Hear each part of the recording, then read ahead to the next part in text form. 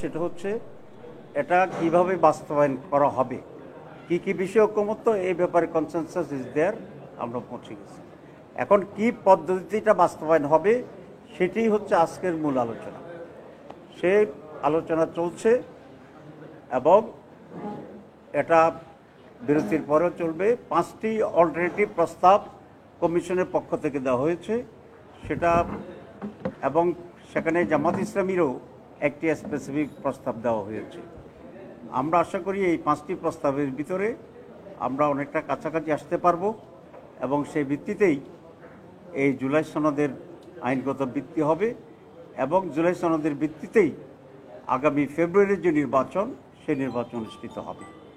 এখন যে 5টি প্রস্তাব দেওয়া হয়েছে সেগুলোর ব্যাপারে সংক্ষিপ্তভাবে আপনাদের সামনে তুলে ধরবেন আজকের আমাদের টিমের অন্যতম সদস্য, সুপ্রিম কোর্টের স্বনামধন্য লয়ার জনাব অ্যাডভোকেট শিশির মল্লিক।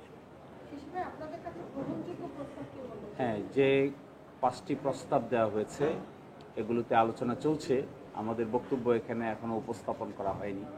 আমরা যে প্রস্তাব বলেছি স্পেসিফিক্যালি, সেই প্রস্তাবটি হলো একটি বিশেষ সাংবিধানিক আদেশ জারি করা, অর্থাৎ ঐকমত্য কমিশন যে সমস্ত বিষয়ে একমত পোষণ করেছেন সেই বিষয়গুলো যেগুলো সংবিধানের সঙ্গে সাংঘর্ষিক সেগুলো একটি স্পেশাল সাংবিধানিক আদেশ জারি করে স্পেশাল সাংবিধানিক আদেশকে ওই ক্ষেত্রে, শুধুমাত্র ওই ক্ষেত্রে সংবিধানের উপর প্রাধান্য দেওয়া, বাকি সব ক্ষেত্রে সংবিধান যেমন আছে তেমনই থাকবে।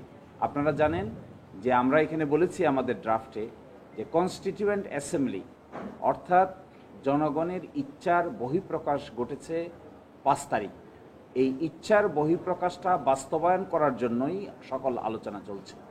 যখন কোনো সংবিধান ছিল না, যখন দেশে কোনো সরকার ছিল না, যখন দেশে কোনো বিচার বিভাগ ছিল না, যখন দেশে সরকার চলে গিয়েছে 5 তারিখ, 6 তারিখ, 7 তারিখ, 8 তারিখে সরকার গঠিত হয়েছে, বলা হয়ে থাকে সাংবিধানিক বিধান অনুযায়ী যে এই সময় জনগণের ইচ্ছা কার্যকর ছিল।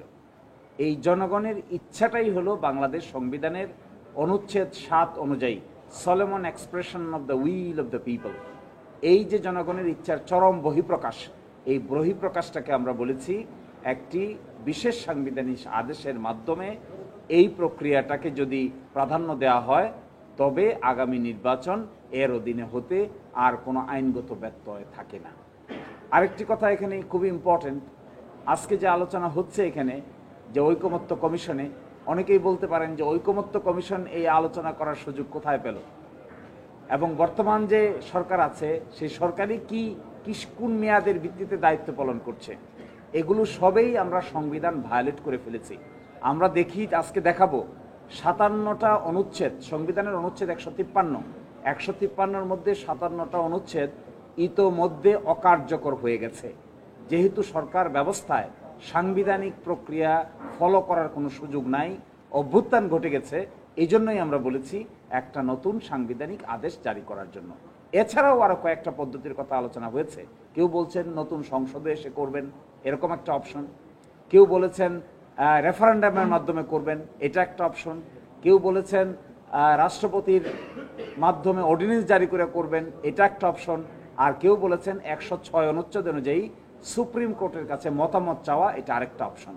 এই 5টা অপশনের মধ্যে আমরা যে অপশন নিয়ে আজকে আলোচনা করেছি, ড্রাফট জমা দিয়েছি এবং আলোচনা করব, সেটি হলো বিশেষ সাংবিধানিক আদেশ জারি করে আগামীতে সংবিধানের উপরে বিশেষ সাংবিধানিক আদেশকে প্রাধান্য দিয়ে সেটা 5ই আগস্ট থেকে কার্যকর দেখানো।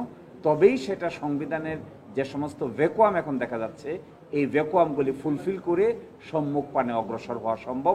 বাংলাদেশ জামাত ইসলামীর পক্ষ থেকে এই প্রস্তাবনাকেই আমরা তুলে ধরেছি লিখিতভাবে, এটা আমরা মৌখিকভাবে উপস্থাপন করব। না, আমরা গণভোটকে অল্টারনেটিভ প্রস্তাব হিসেবে রেখেছি।